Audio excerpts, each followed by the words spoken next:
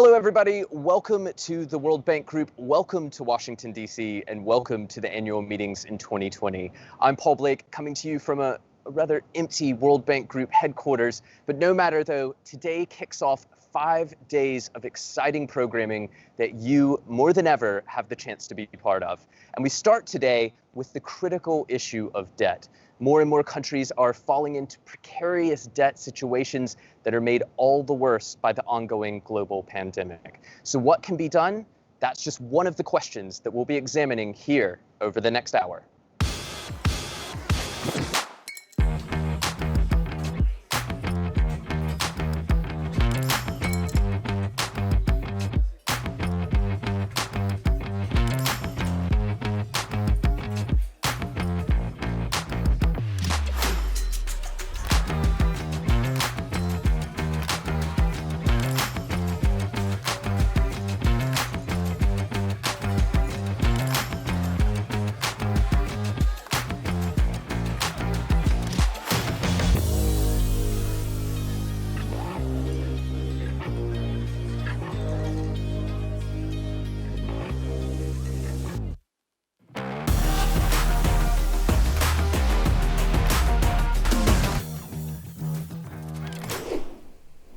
Well, as we convene remotely, we're reminded that COVID-19 has triggered the most significant global economic crisis since World War II. And even before the coronavirus emerged, many countries were falling into debt distress. Throughout this hour, we want you to send us your questions and your comments, comment on social media, or post a question on World Bank Live. We're also asking you to respond to our poll, and we're asking, what is needed most to break the cycle of debt distress and help poor countries cope? Is it suspending debt payments, reducing debt stock, balancing creditors' rights with the interests of the poor, or increasing debt transparency and accountability? Give us your take by voting at World Bank Live and send us your questions and your comments. We'll be joined by one of our experts at the end of this show where we'll be getting some of those questions answered and getting some of your comments on air. You can also join the conversation online by using hashtag resilient recovery and hashtag debt for dev. Now, before we join our expert panel, let's take a quick look back at some of the cycles of debt that have impacted economic development for decades.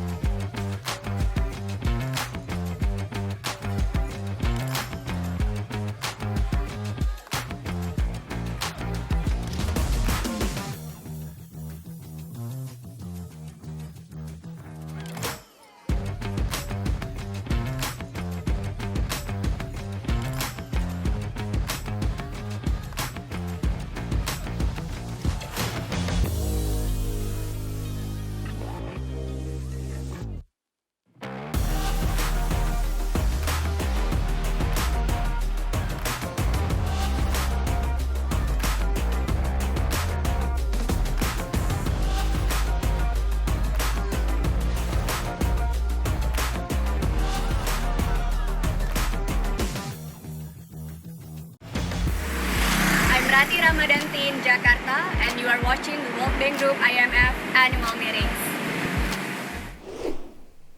Well, as the debt to GDP ratio in developing countries has jumped 10% just in the last 6 months, and many countries are falling into debt distress, it's time we looked at this issue with a critical eye and came together to look for solutions. And to do just that, I'm very happy to welcome Odile Renaud-Basso. She's the chairperson of the Paris Club. Adriano Maliani, he is the Minister of Economy and Finance in Mozambique, as well as Carmen Reinhart, the World Bank's chief economist. And leading this discussion will be David Malpass, the president of the World Bank Group. David, take it away. This is a very important way to kick off the annual meetings. We're at a critical time in the debt cycle. With debt distress more and more important for a number of countries. We expect there'll be more restructurings, and we have a very good panel to talk about the debt process itself. the World Bank yesterday released our new report on international debt statistics, which is the update for the 2019 debt data that has benefited substantially from the transparency process that we've been pushing forward with during the middle of this year.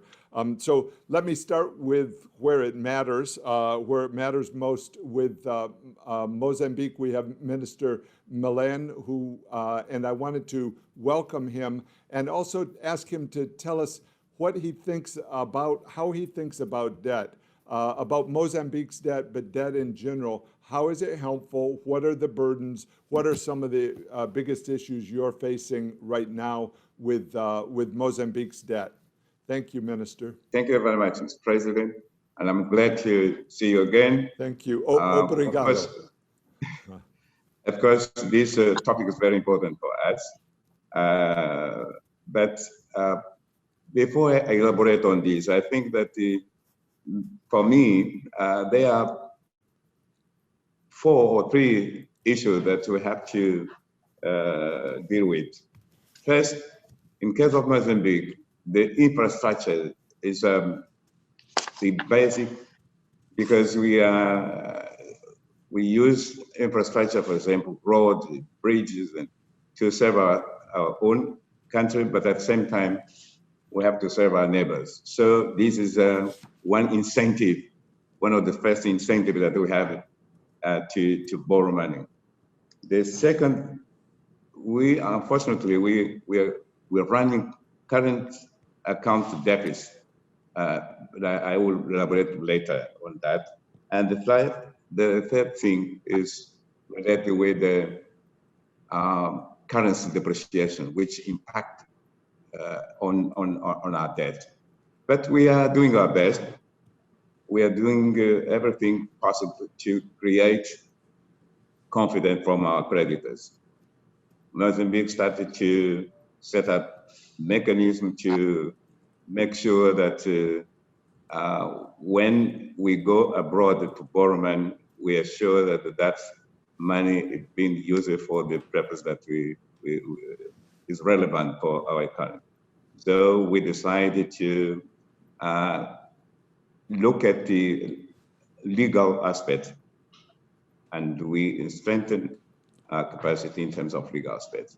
And also, we thought that we should have some kind of risk assessment in Mozambique, and we set up that department. So that makes sure that everything that we are doing is very important.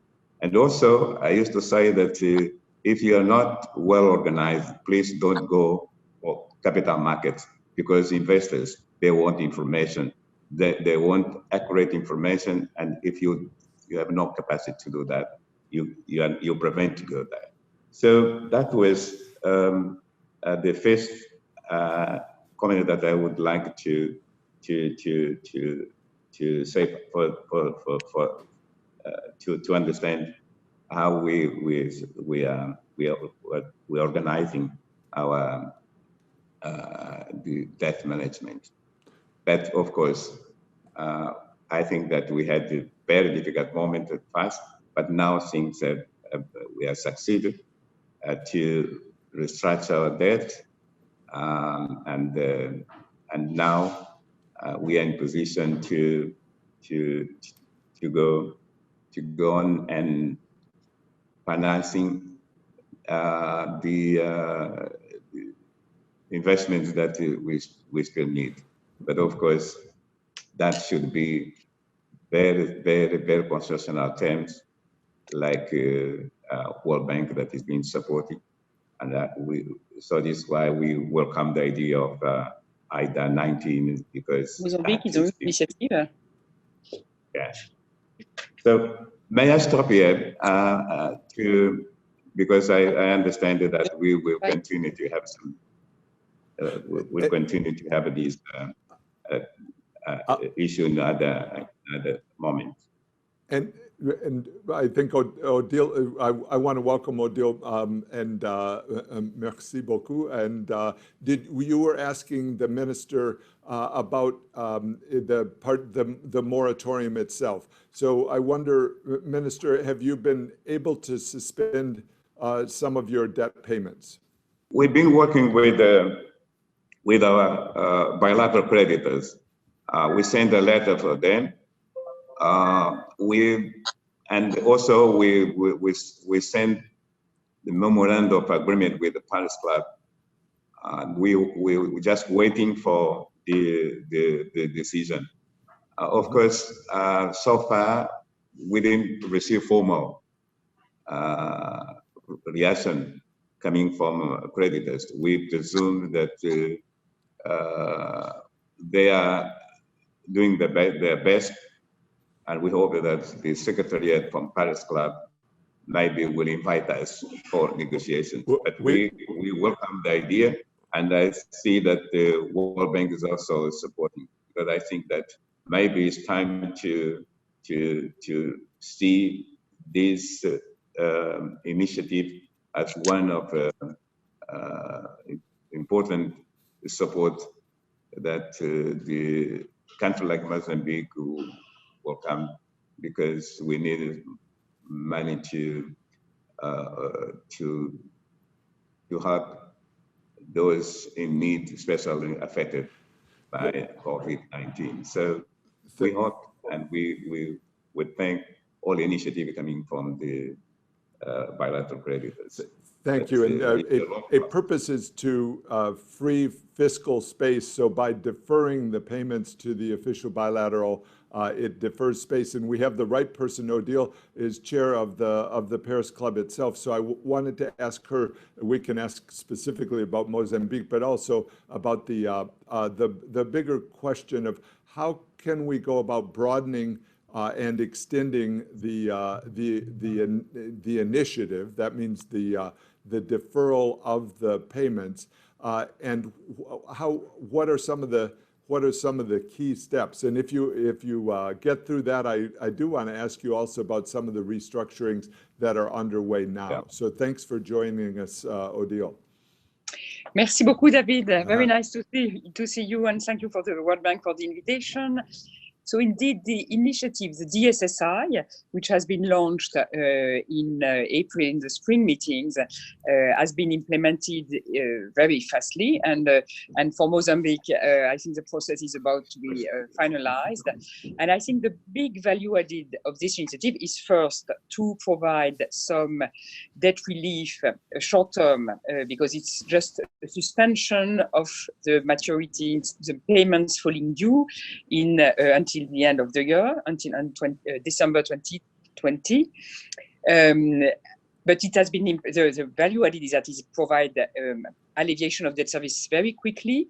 And the new element is, I think we managed to go beyond just the Paris Club creditors who are used to work together and so forth, but to work with the G20 and to work with new creditors in the G20, in particular China, which is participating to this initiative. So I think this is a big step forward. Of course, as I was saying, it's a short-term debt relief, and now the question is what's next. And we've been working as creditors very closely with the World Bank and the IMF to assess what are the needs for the next steps.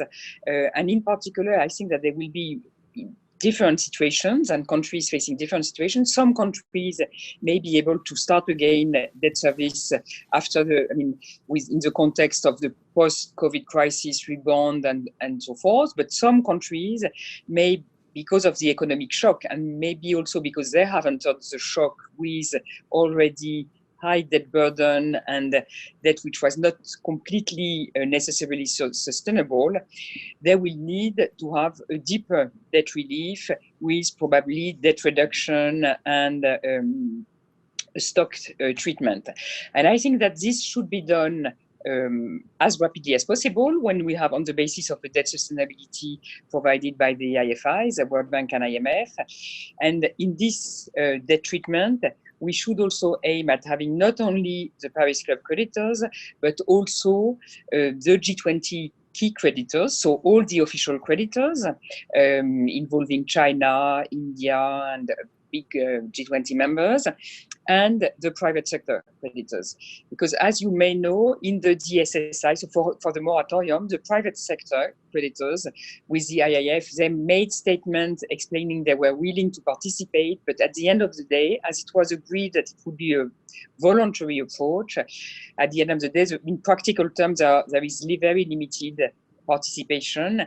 And we believe that if we go for more in-depth and more ambitious debt restructuring, dealing really with the debt sustainability of the countries, we would need to involve the private sector creditors. This is, of course, more complex, but I think the Paris Club is used to work with the comparability of treatment clause, which provides a sound basis to involve the creditors.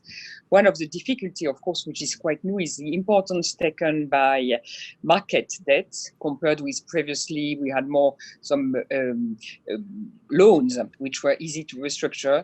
With market debt, you need to use the CACs, and all the debt is not covered by the CAC. So these create new challenges, but we will need to address them in order to ensure fair burden sharing.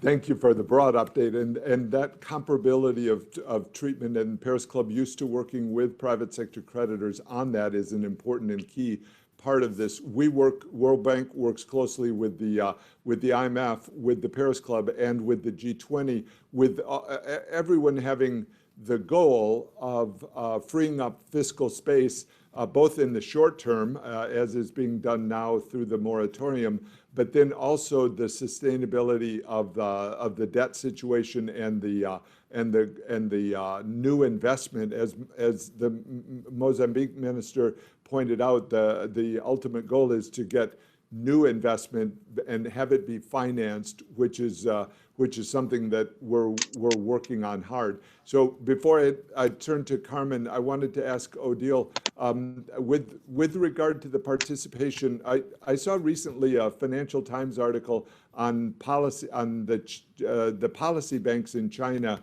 having a very, very low yield in terms of their ability to borrow.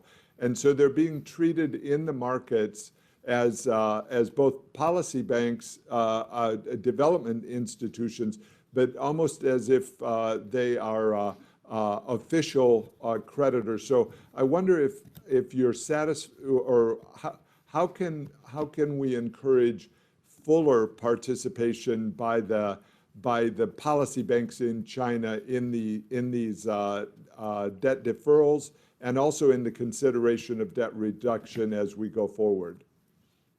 I mean, this has been indeed a discussion with the Chinese authorities, because, of course, Paris Club creditors are used to work together and have the same kind of definition of what is official debt, what is private debt, and so forth.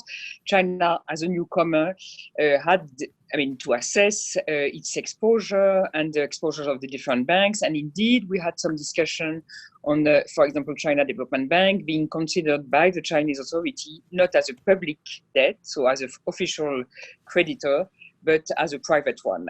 And I mean, this can be questioned. It's not so easy to assess, and this really can be questioned. But I think that at the end of the day, and that's why also comparability of treatment with the private sector would be so important, if the same effort is requested from official creditors and private creditors, then I mean, this issue of the classification of the debt becomes less important. But what is problematic now is that the private sector creditor has not done much on the DSSI. So, and if you are official creditors, you have also some kind of protection, because you are much more, the IMF cannot extend a loan if you have official arrears, and they treat differently non-official arrears. So I think that this is an assessment, and I mean, we need to continue the discussion with the Chinese authorities, but I think that has been part of the discussion. But at the end of the day, what is important is a level playing field. Yes, though we have the example in Ecuador of the policy banks, the non-Paris Club policy banks, not participating in the commercial creditor restructuring, and then in Angola, not participating fully in the official bilateral restructuring, and so there, it ends up with a much shallower amount of debt relief for the poorest countries than, or for the developing world, than what might be achieved. So let me turn to Carmen. Any observations or thoughts on this challenge? Carmen is the chief economist of the World Bank and has immense observations about all of these topics. One of the world's most prolific and respected authors on the topic of debt. Thank you, David, for the kind introduction. And well, I mean, there's a lot of observations that I could make, but I think one that is particularly pertinent right now is that we seem to be at a conjuncture in which the DSSI initiative, as necessary, welcome, and timely as it was always intended to be providing shorter term relief, but about half of the IDA low-income countries are either in debt distress or very close to it, which raises the issue of what happens beyond DSSI. And there, I want to go back to both what the minister raised and also, very importantly, Odil's remarks on participation. For the recovering out of this deep crisis, we're going to need the infrastructure investment. We're going to need investment in to restore human capital. That's been really the ability to rebuild post-COVID is critical. That requires funding. At the same time, the debt overhang, that's a legacy of COVID, needs to be addressed via restructuring. And here I want to go back to Odil's point that participation is hugely important. If you look at the historical experience of debt restructurings, what has caused them to fail repeatedly? And one is limited participation, in which the amount of debt restructured isn't comprehensive enough to really provide substantive debt relief. That's one type of problem. So that requires participation of all the creditors, official and private.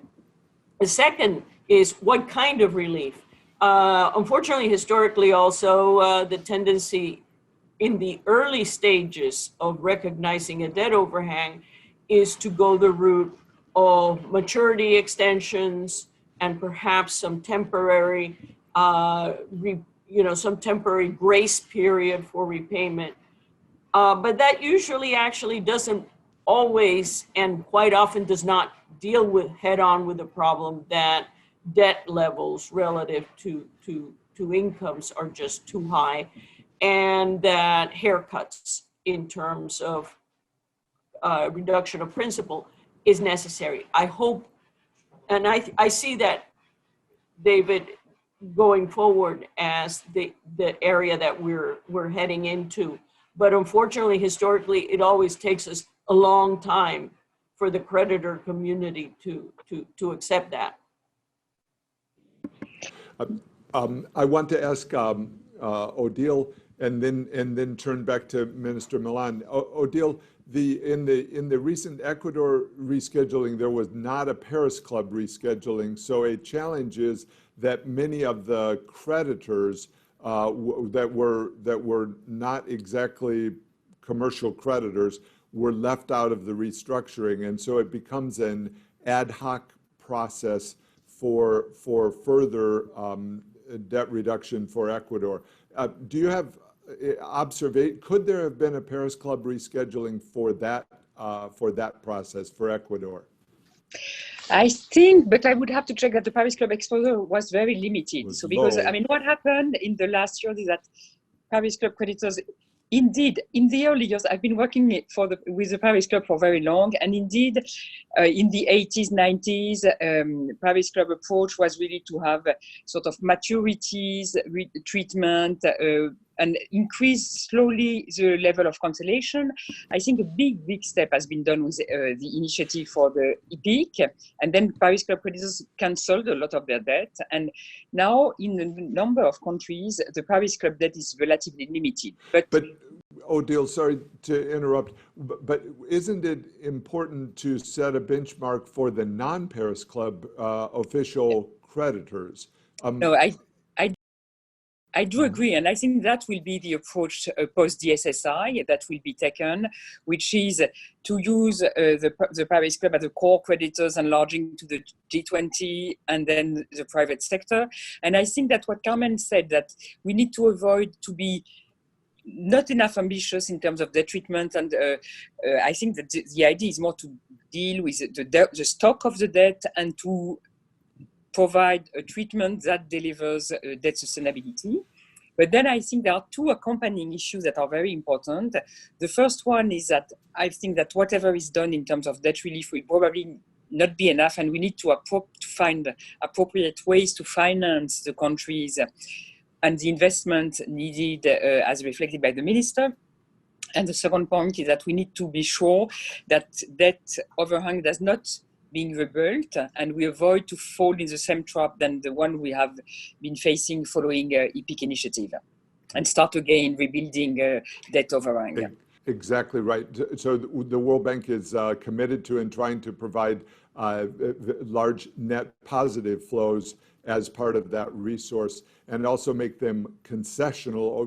Many of them are grants, which then helps the countries dig out of a debt hole if that has occurred. The debt distress problem is a major one, and Carmen has written about the long time it has often taken in previous credit cycles or debt distress cycles, that it can take as long as 7 years for countries to get to the spot where they're in a debt reduction process that that's actually helpful. So one of the key things that we're trying to do in this debt distress cycle, which we think could turn out to be one of the most stressful for the poorest countries, we want to get to the point of debt reduction sooner, so that countries can have light at the end of the tunnel.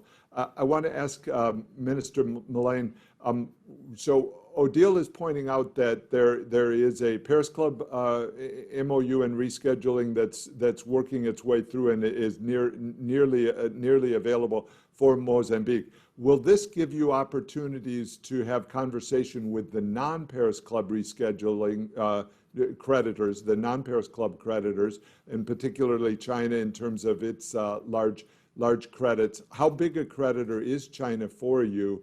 And I wonder also whether you're in a position now to ask the private sector creditors for some relief on the debt payments, the large debt payments you're making to private sector creditors. Isn't it time to ask for that?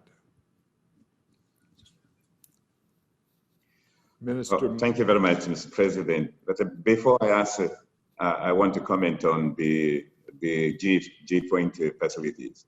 For Mozambique, we welcome the idea that will help Mozambique to relieve some cash problem. But the only problem that I see in this initiative is when the issue is suspension, not cancellation, raise more question than answer. Because when you suspend, you are supposed to pay, let's say, in January or February, because you are suspending something you're not paying until December. But it's not clear what happened. Because today you have your budget more or less equilibrated. But tomorrow, meaning that next year, we don't know if we will be in position to serve that suspended debt service. So this is one issue that we think that maybe should be important to assess what is the best way, cancel or suspend. I think that if the cancellation, as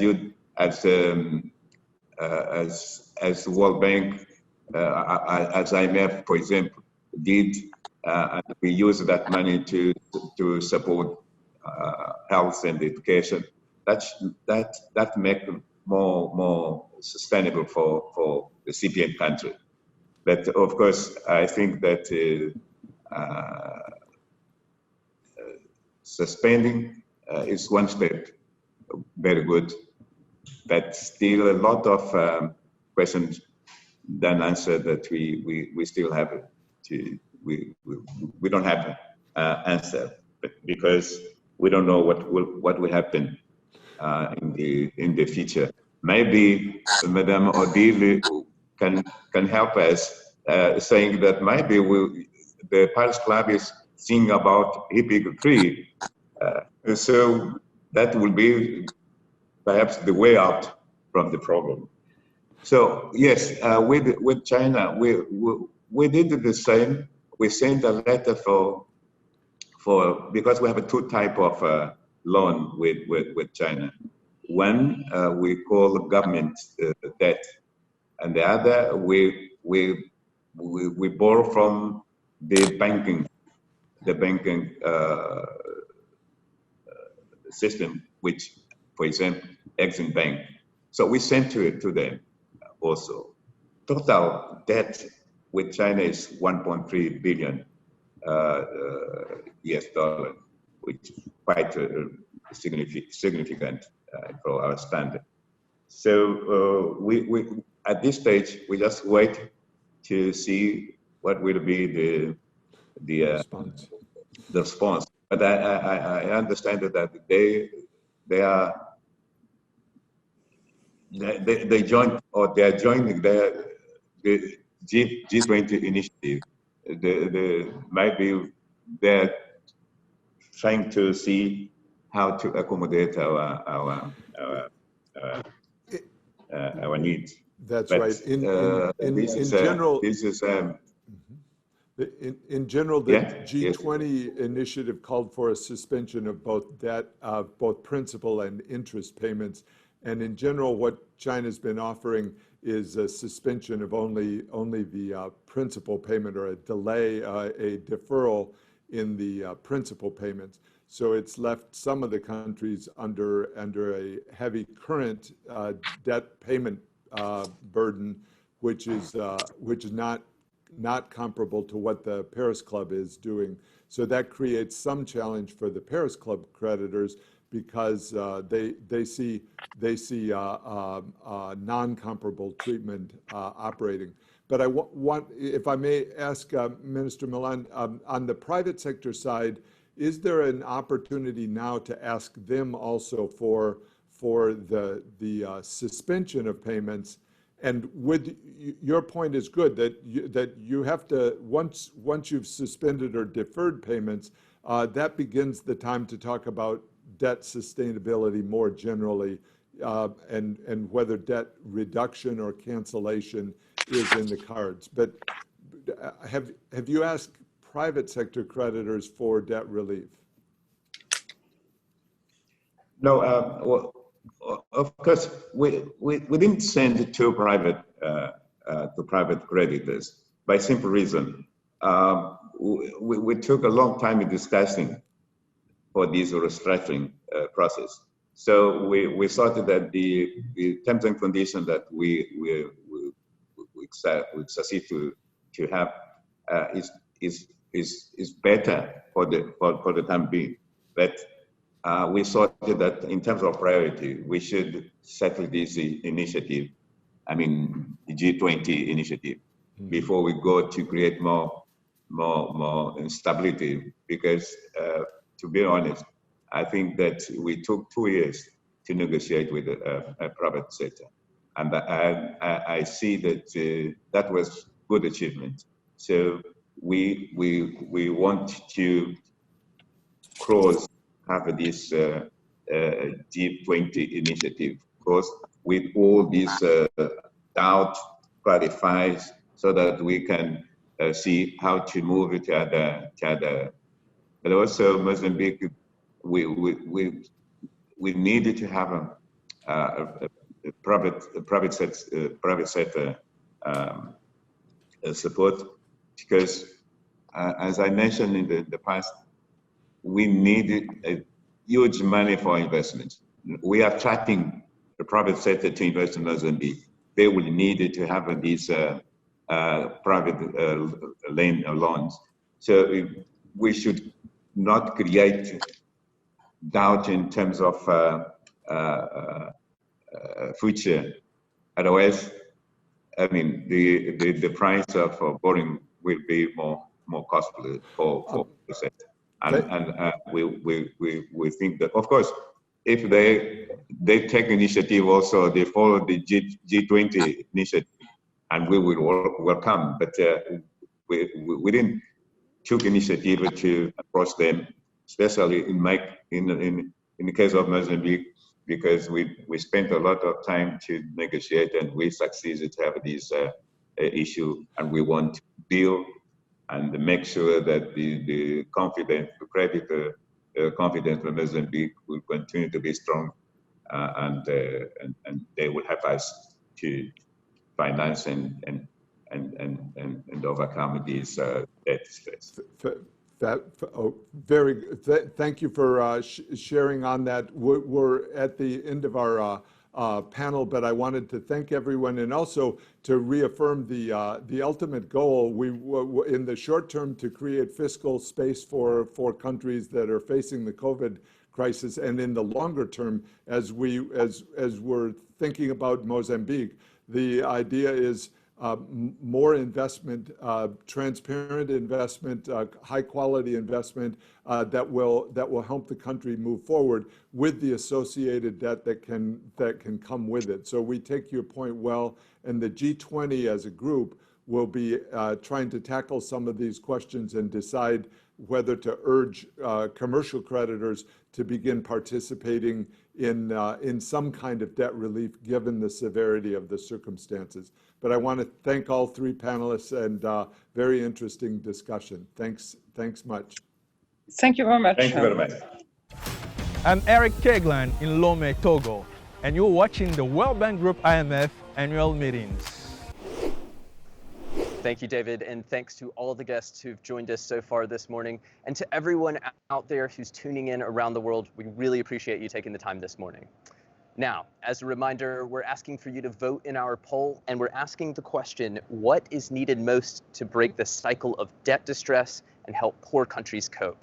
Is it suspending debt payments, reducing debt stock, balancing creditors' rights with the interests of the poor, or increasing debt transparency and accountability? You can have your say over at the World Bank Live website. And in about 30 minutes time, we'll be revealing the results of that poll here from a special live program coming from the atrium. We'll also be joined by David Malpass to answer your questions and your comments. So be sure to send us those either on social media or on the World Bank Live website. Now, as David assembles another expert panel for us, let's take a quick moment to hear from Kevin Watkins, Chief Executive of Save the Children, about why debt matters.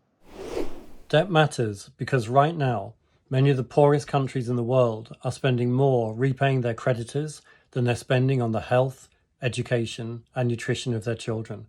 At a time of rising child poverty, with health systems and education systems under enormous financial pressure and reversals in so many areas of child well-being, it's now vital that we convert unpayable debt liabilities into the investments that will give children hope for the future.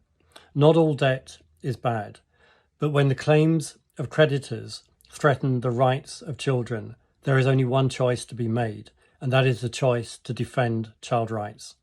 Save the Children's Kevin Watkins there, reminding us why it's so important to get debt right, especially when it impacts the next generation.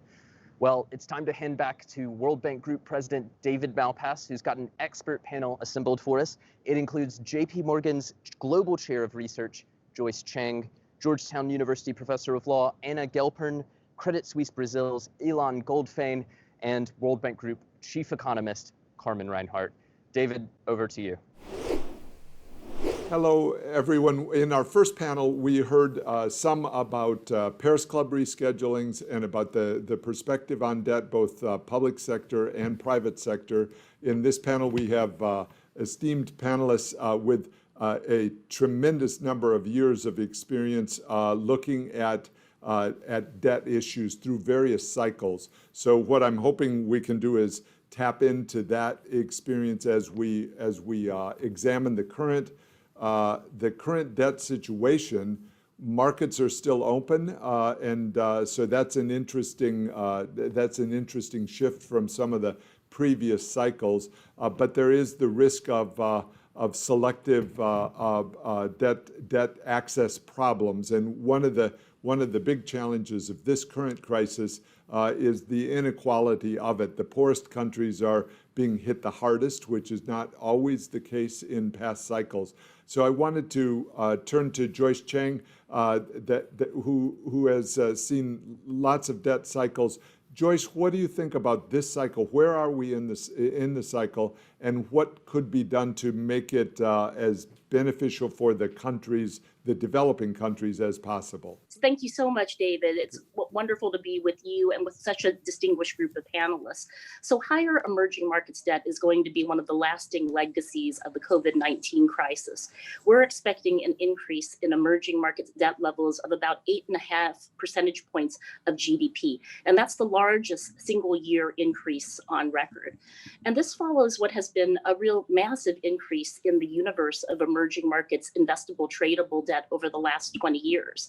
That universe is now $23 trillion. It was less than $1 trillion in 2000. And we now have 74 countries in our emerging market sovereign bond index compared to just 10 countries in the early 1990s. So there's a couple of things I would say about this crisis. That first of all, the emerging markets are not one monolithic block. There isn't a one-size-fits-all formula for debt management. And I think 2021 will be characterized by divergence between regions. And as you said, the poorest regions being the hardest hit. The divergence and asymmetry are the two themes that we think will persist after seeing such a synchronized downturn and also a synchronized rebound of sorts in 2020. So I want to talk a bit about just the blocks of emerging markets countries and how we look at them and how they will fare. There's China and North Asia, which is coming out of this crisis in a better place. China's the only country where we really see a V-shaped rebound, 2.5% growth this year. And many of these countries are net external creditors. There's the large EM middle income countries like Brazil, Elon will talk more about that, Mexico, South Africa, many of them which were on the cusp of investment grade or investment grade and have lost that rating. And there's a question on whether this could be a lost decade. And then there's the more distressed low income frontier markets countries. Now, to begin with China, China itself has actually surpassed the Paris Club countries and international financial institutions to become the largest new creditor to EM countries, especially some of the low-income economies. And China's overseas lending went from like around 190 billion to 735 billion in 2018. So it's very important that China, as a global creditor to the poorest countries, is included in these discussions. As you've said, the markets have been open, and that's been one thing that has been quite different in this crisis. And what we've actually seen is with such low yields that are now in place, emerging market sovereigns this year have been able to raise about $173 billion. And we think they'll raise another $50 billion before the end of the year. But the vast majority of that has been for investment grade countries, 130 billion of the 173 billion for investment grade emerging markets countries. Now, the corporate debt issuance is actually growing at a record pace as well. 370 billion issued year to date. So I think there's a balance to be struck there. We don't want any initiatives that would imperil the market access to the extent possible, particularly for those countries that serve as the benchmarks for their corporate bond index. But I'd like to point to some opportunities for growth and where we do see this going ahead. First, I think there's room for innovation. We are looking at putting credit enhanced bonds into our emerging markets bond indexes and also launching the first green bond index. So we're sort of coming full circle from the days of the US Treasury collateralized Brady bonds. Could we actually look at ESG and sustainability commitments in return for credit guarantees, and also make this a broader discussion about emerging markets and ESG? And there's the green bond index. The other thing I would say is that there is interest in the emerging markets asset class now because of where yields are at. And if you take a look at developed market government bond debts, 33 trillion of them have a yield of 50 basis points or less. 15 trillion of it has a negative yield. So at a 4.5% yield, we are seeing more inquiry about investing in emerging markets local currency. There are concerns about the FX risk. There's the need for continued transparency and responsible macro policies. But there's also China's entry as the second largest bond market in the world into the mainstream indexes, which is propelling interest and inquiry on the emerging markets asset class. So whereas we do see the challenges from the debt burden and the fiscal burden that has been put on countries by the crisis, we also do see opportunities for growth. We see that the markets have remained open for the investment grade sector. And we do see that there will be a broader discussion in this low yield environment about where to put emerging markets in a portfolio. Oh, that was a great scene setter. And I'm going to, in a minute, come to Anna and ask about the balance between creditors and debtors. One thing that makes an asset class attractive is if there's the perception or the legal reality of an ability to collect from that asset class. So I'm very interested in the balance between creditors and debtors in the current legal environment. But let me first go to Ilan, who was governor of the Central Bank of Brazil and now working the private sector side. Ilan, how big a debt cycle do you think we're in? Can we motor through it as the recovery takes hold in advanced economies? Well, thank you very much for the invitation. It's a pleasure to be here. I would like to start just making a few comments on the pandemic, where we are, then talk a little bit about the debt cycle and what are the lessons, and then finally talk a little bit about the case of countries like Brazil and what are the lessons for that. So I think the problem we have in this cycle is not the reaction to the pandemic, but rather the consequences of that. I think the reaction in supporting the economy, supporting the poor, smoothing the impact of a major shock to the economies was mainly correct. In the case of Brazil, for example, you had the emergency help, and that supported the poor, and that was quite important for the last few months. But now you inherited the larger debt, as Joyce mentioned. There's an average increase, and I think the World Bank calculated 10% on average. In the case of Brazil, it's going to be even 20% increase in debt. But that's the issue, and how do we deal with it right now? I would like to congratulate the World Bank for their efforts during the pandemic, providing relief.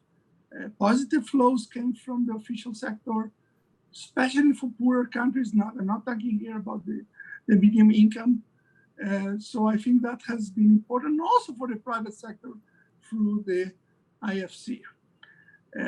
My assessment is that in this debt cycle, we are not talking about any moral hazard argument. It is very clear that the pandemic is a natural disaster. It's harder to make the case of are you going to generate more hazard if you give some forgiveness, if you deal with the debt. So the question is, what do you do now?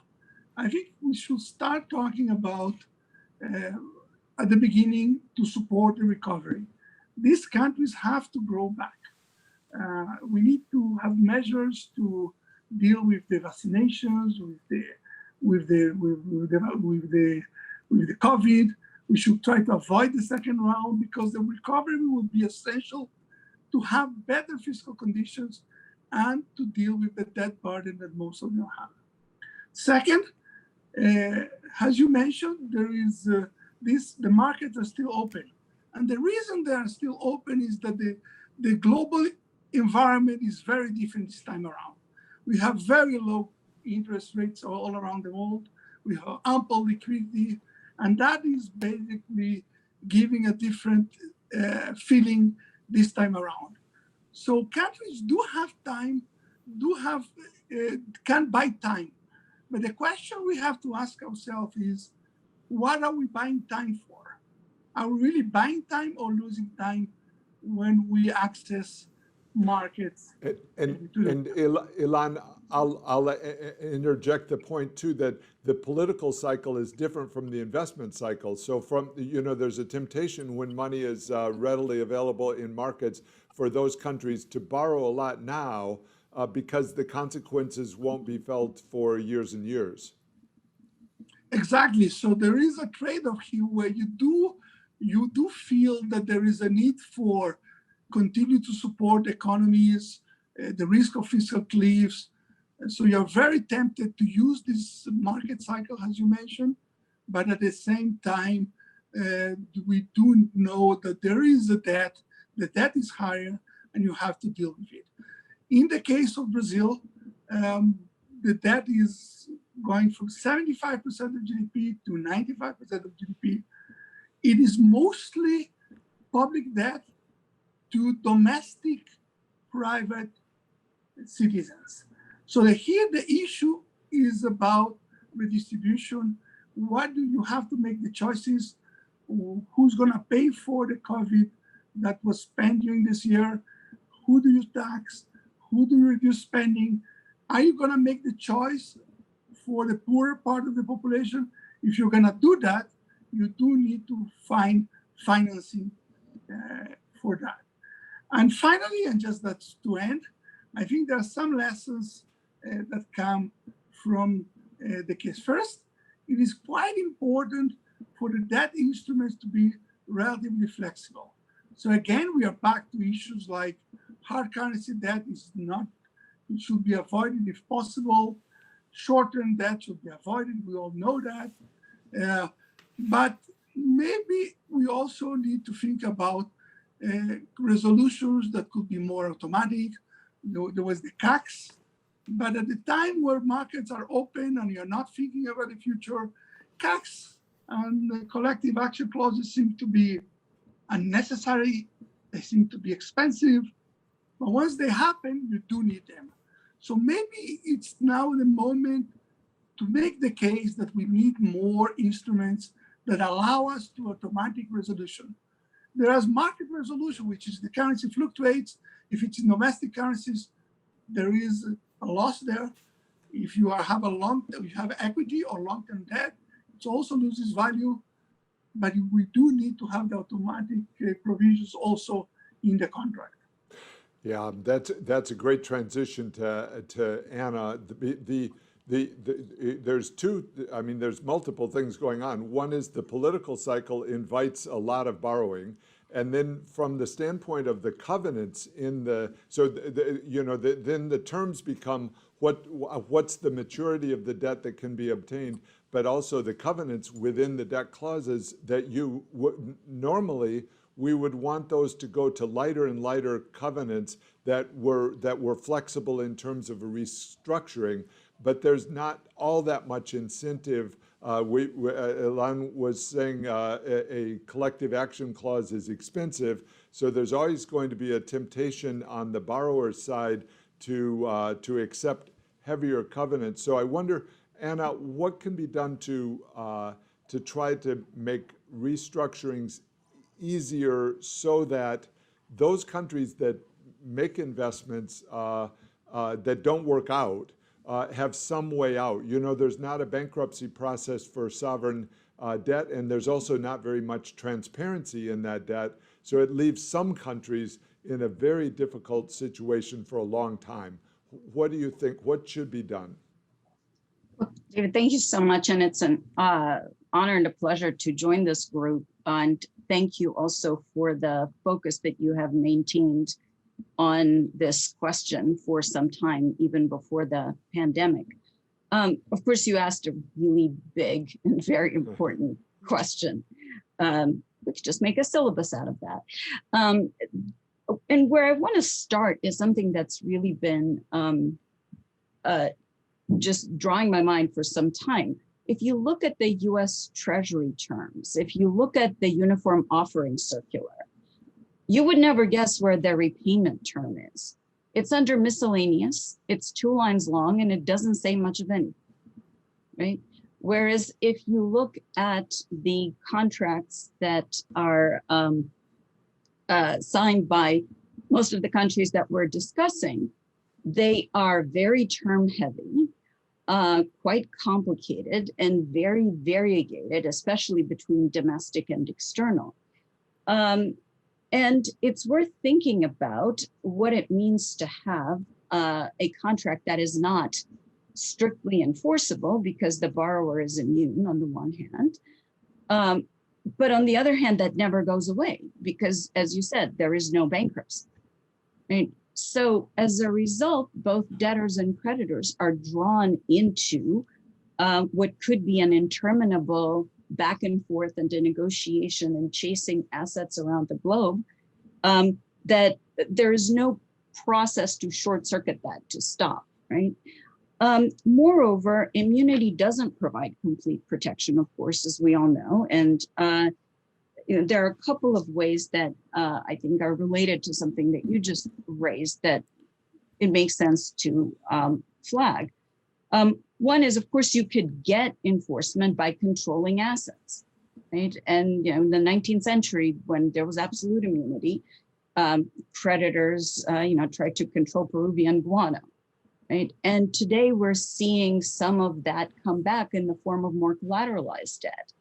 And I think even more problematically, debt that is not formally collateralized, but that gives some creditors effective control over assets, so that when there is a crisis and when we're trying to muster resources from taxpayers all over the world, from the World Bank, from the IMF, there is a set of assets that may be super valuable and that may actually account for the bulk of the country's basically cash that are out of reach. And I think this is where your transparency point is supremely important. I think we have woefully little information about sovereign debt and sovereign debt terms in particular.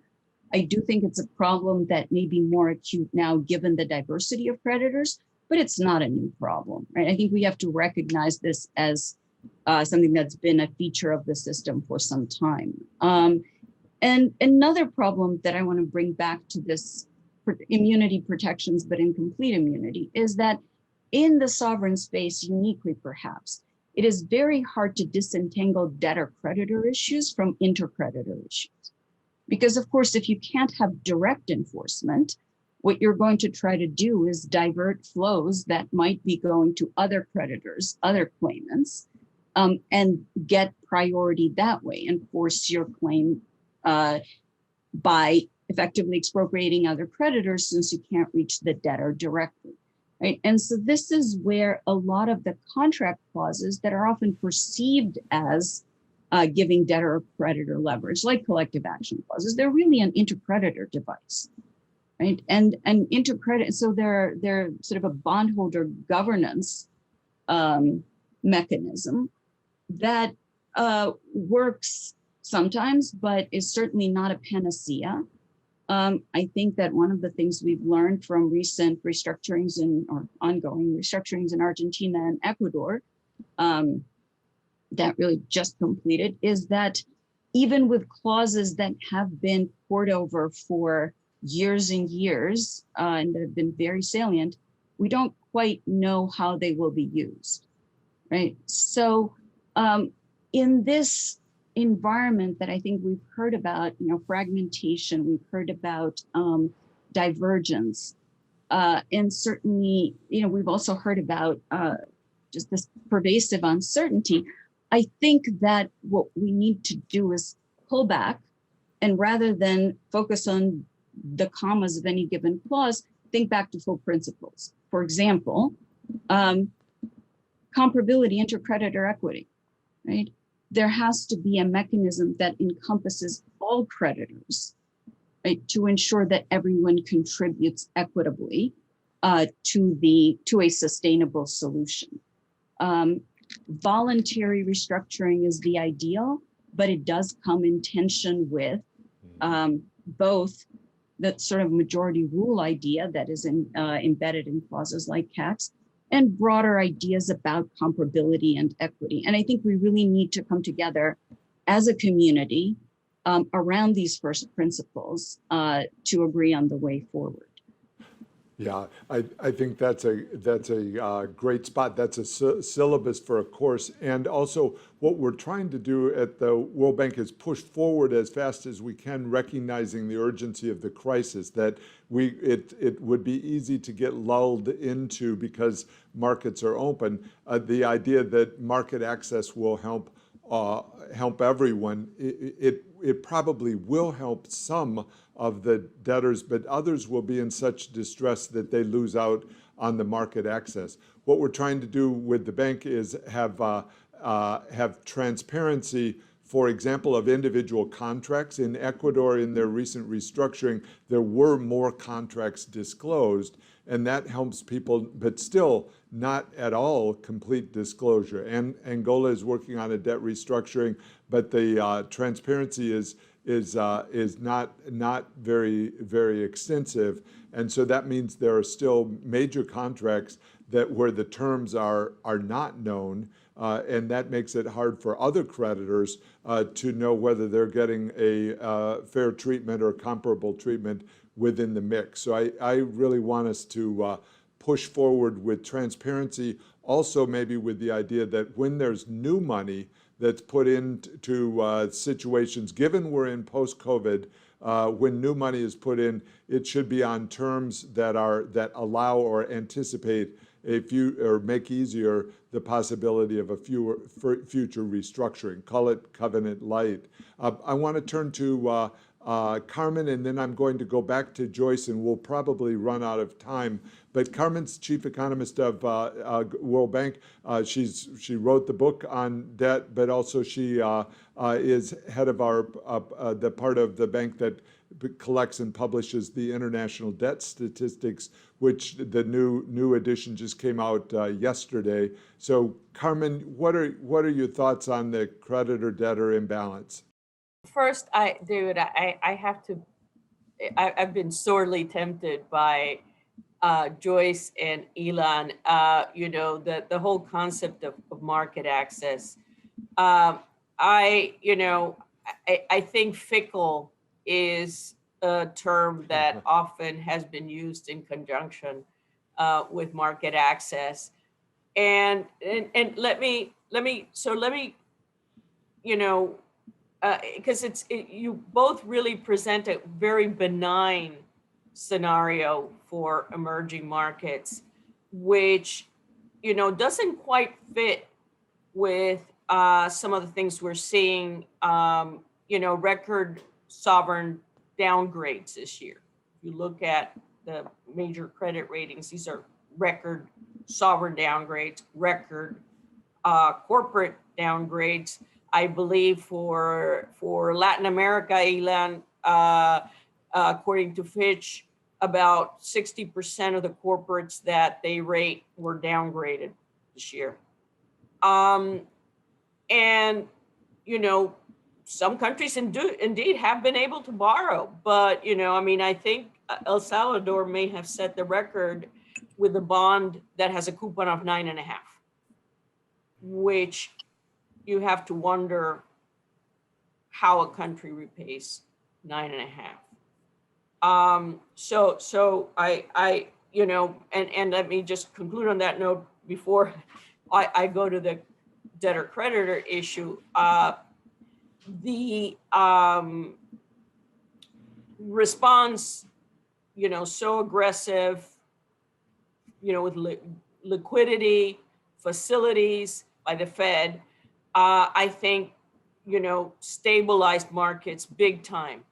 But from the data that I see, capital flows to emerging markets have really been trickling down in August and September. And, you know, this is the sort of big push factors, the classic international push factors with the lowering of rates and the liquidity injections are perhaps winding down. So I'd love to pick your brain on that. But Carmen, go ahead and take over. So let's hear Joyce respond and then come back to Carmen. And I would like to respond to. Okay, Ilan. Go ahead, Ilan. I agree with you, Carmen. The situation for in emerging market is very, very complicated fiscally. Debt has been going up by 10% at least. I mentioned in the case of Brazil, 20%. It's a major issue what to do with that. It's not going to be easy to deal with the consequences of the pandemia. But that's different from saying that there is no market access. For some countries, there is indeed market access, which I'm not sure is so good, to be honest. As David mentioned, there's sometimes the market is open and just gives you more time. But we need to know what countries are doing with this time, are doing with this market open. Joyce, on the table is a 9.5% El Salvador bond. Why? What's your thought? Isn't it the case that the private sector bond issuers or bond lenders will lend to, you know, at rates that just aren't going to be payable by countries? What do you think?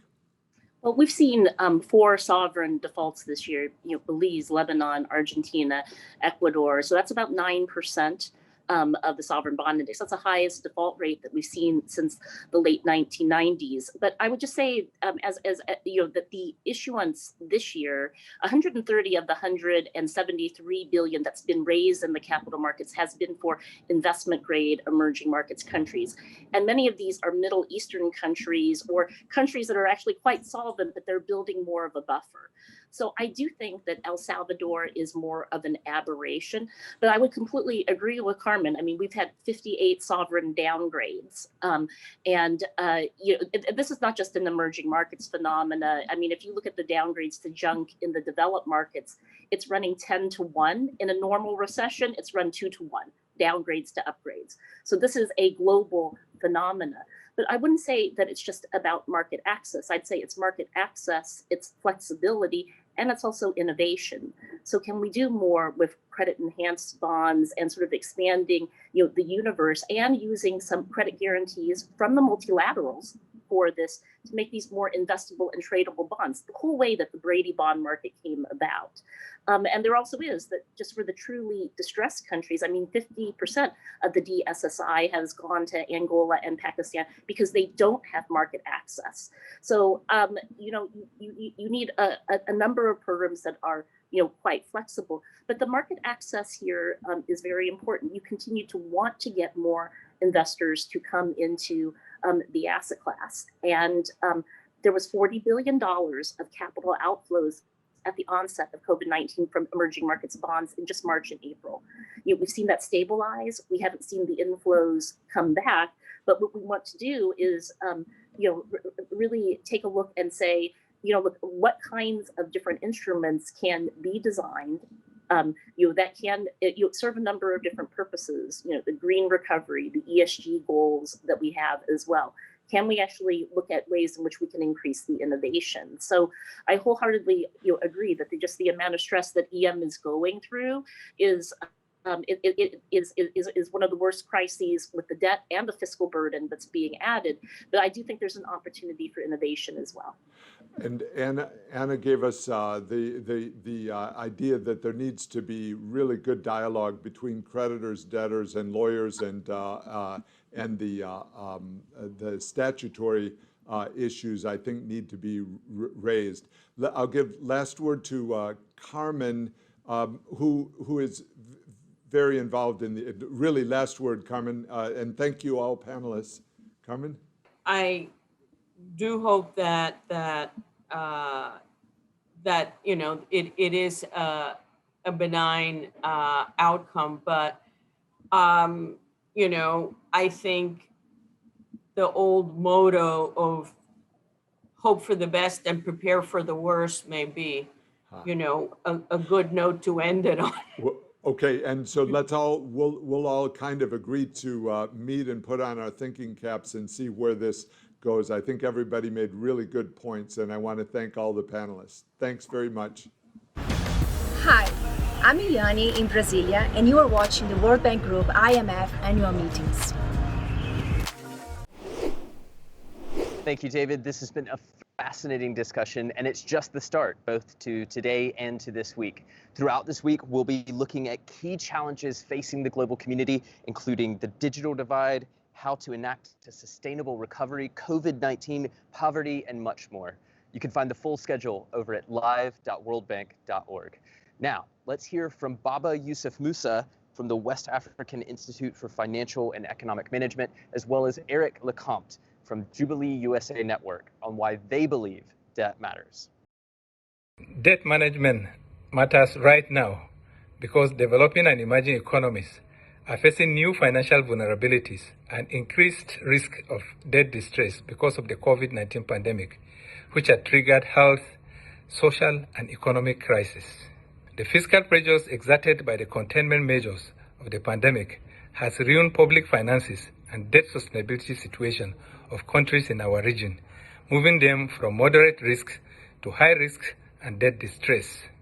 To avoid crisis and minimize the negative effect of pandemic shocks, it is necessary that multilateral institutions and regional development banks convert the loans provided to grants and persuade the private sector to do the same.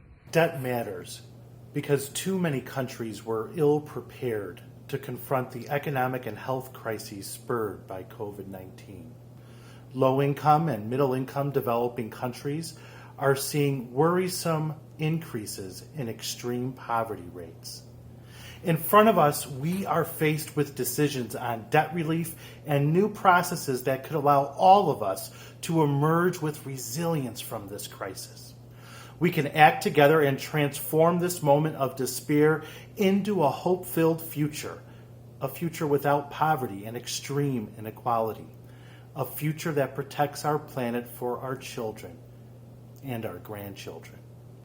I'm John Arzinos in Athens, Greece, and you're watching the World Bank Group IMF annual meetings.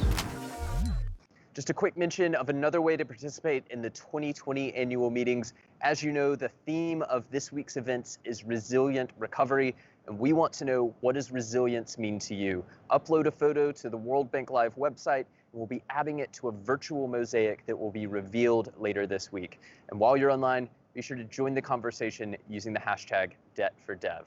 Now, all morning we've been talking about countries that face a heavy debt burden.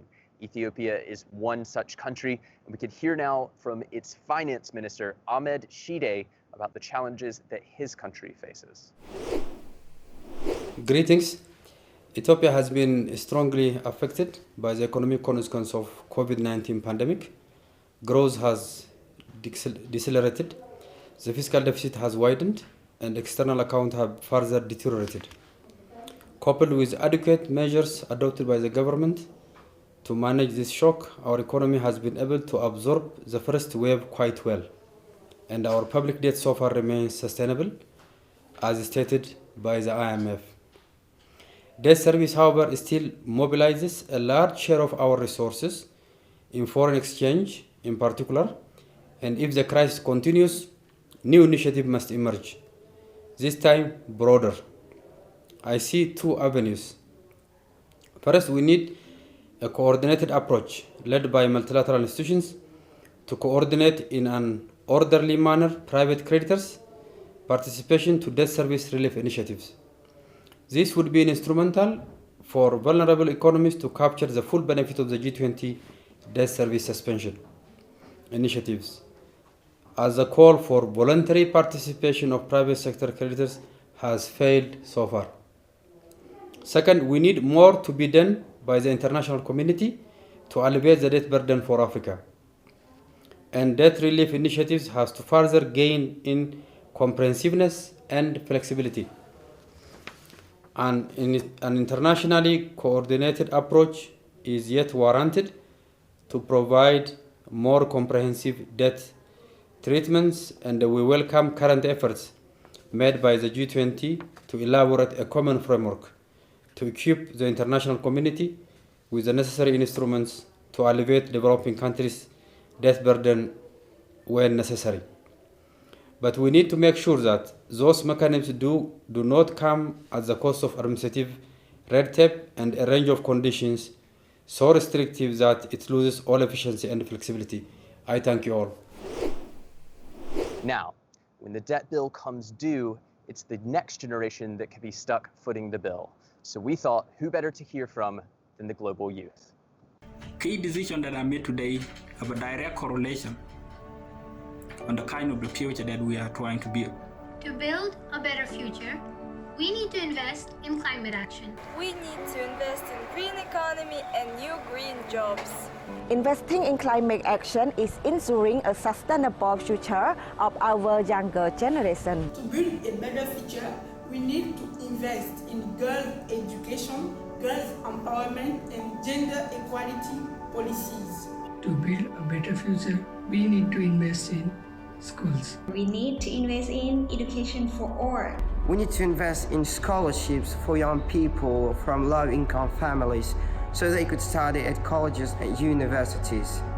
We need to invest in digital inclusion and equipping young people with the creative and digital skills that they need for the future world of work. We need to invest in creative industries and education. We need to invest in social innovation with a clear focus on rural development. พวกเขามาลงทุนในมือกันเลย Invest in tomorrow.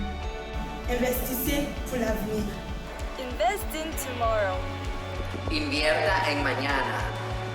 Invest in tomorrow. Alela ibusasa. Invest in tomorrow. Voices there from the next generation of global leaders. Well, in a few moments, we'll go down to my colleague Srimati Sridhar, who's standing by with the World Bank Group president, ready to take your questions. The conversation doesn't stop here, though. Join us all week on World Bank Live. But for me and the rest of the team, thank you so much for joining us. Shri, take it away.